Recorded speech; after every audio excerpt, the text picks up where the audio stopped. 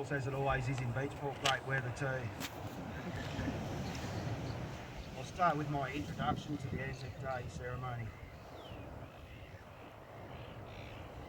It's heartwarming for me to see the increasing number of people, especially the younger generation, attending the dawn service today. Today is a special day when we remember all those, whether service personnel or civilians, of every nation who suffered or continue to suffer through war. In particular, we remember those who served in the Australian Defence Force on active service from the Boer War right through to Afghanistan, including those currently serving. We remember those who paid the supreme sacrifice so that we and the people of other nations can live in peace. We remember those who continue to suffer through their physical or mental scars, including those next of kin whose grief and sense of loss can never be eased. This is also a day of thanks and quiet reflection on what a wonderful, lucky nation we live in. It is a time to reflect on Australia's commitment to continue to contribute to peace in other parts of the world. We cannot isolate ourselves and ignore these responsibilities.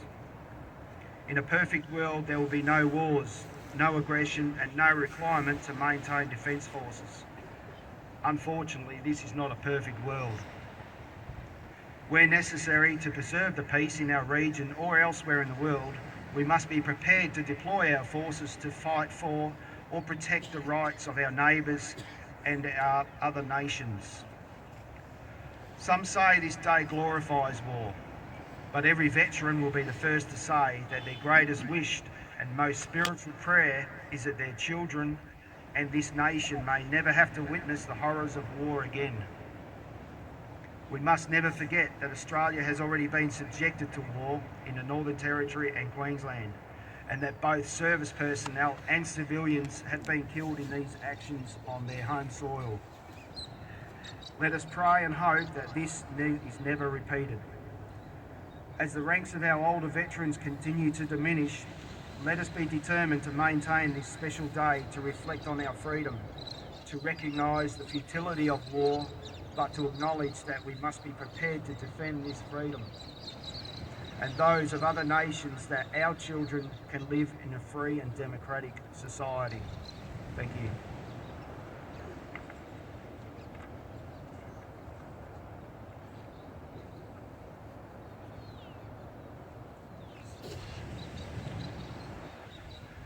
"1916 was a year that saw the Australian soldiers enter the Western Front. This year marks the 100-year anniversary of this event. Somme was a major battle in the northern parts of France to prevent the advancement of the German Empire. This was a bloody and very deadly battle. The British and French military were bogged down in Somme and receiving very heavy casualties.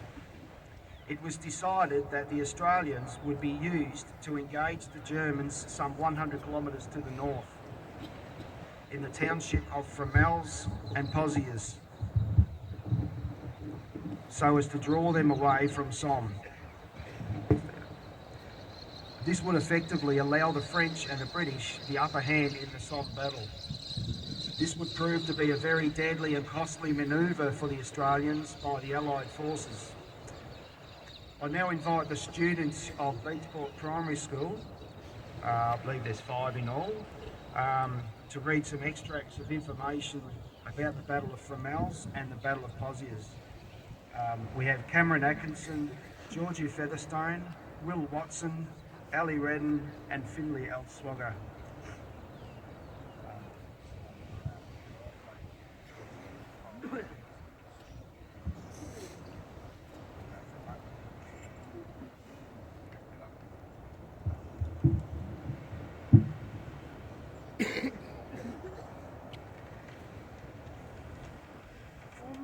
Fromelles was the first major battle fought by Australian troops on the Western Front. It was directed against a strong German position known as Sugarloaf Salient. The attack was intended to draw German troops away from Somme, which was to the south. They started with a 7-hour bombardment of the well dug in the German position. This had little effect on the Germans.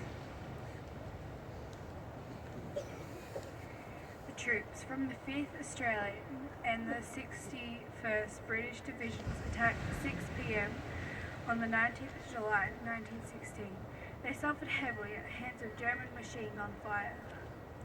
Small parts of German trenches were captured by the 8th and 14th Australian Brigades.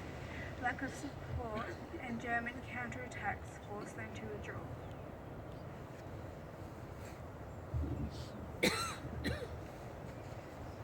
By 8 a.m. of 20th July 1916, the battle was over.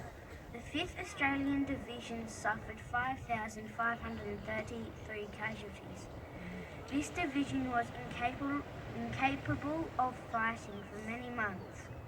The British Division suffered 1,547 casualties.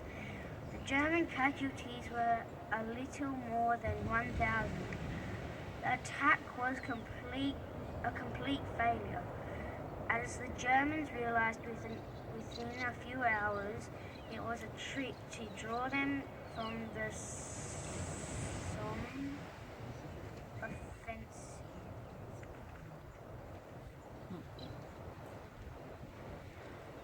Pozières is a small village in the Somme Valley in France. It was the scene of a bitter and deadly fight against the Germans. The 1st, 2nd and 4th Australian Division entered in mid-1916. The 1st Division captured the village from the German on the 3rd of July 1916. Within 3 days, it had suffered 5,285 casualties in the midst of heavy German artillery bombing. On the 27th of July, the 2nd Division took over and mounted further attacks to drive out the Germans.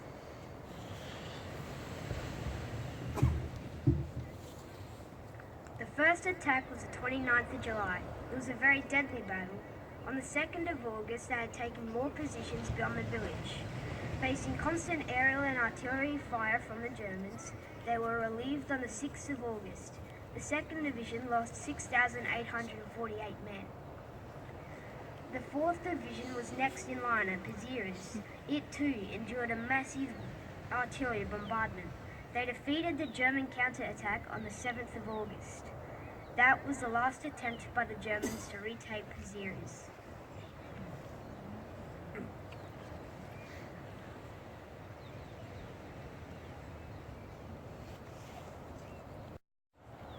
Death seeps through. Minds spin with revenge and loss. Deafening blasts take us back. Reality, war. Soldiers fight against the rugged terrain and dry weather. We sprint onto the dark battlefield. Intense blasts and violence take over Afghanistan. Guns are shot, bombs are blown. Lives are lost and ruined. We watch helplessly. Great men and women are taken. Holes in our hearts ache. We fall in agony. Bullets pass through. We hit the ground hard. Death blinds the soldiers. Pain flows. Eyes close. Souls are lost. This is war. The years condemned. At the going down of the sun and in the morning, we will remember them.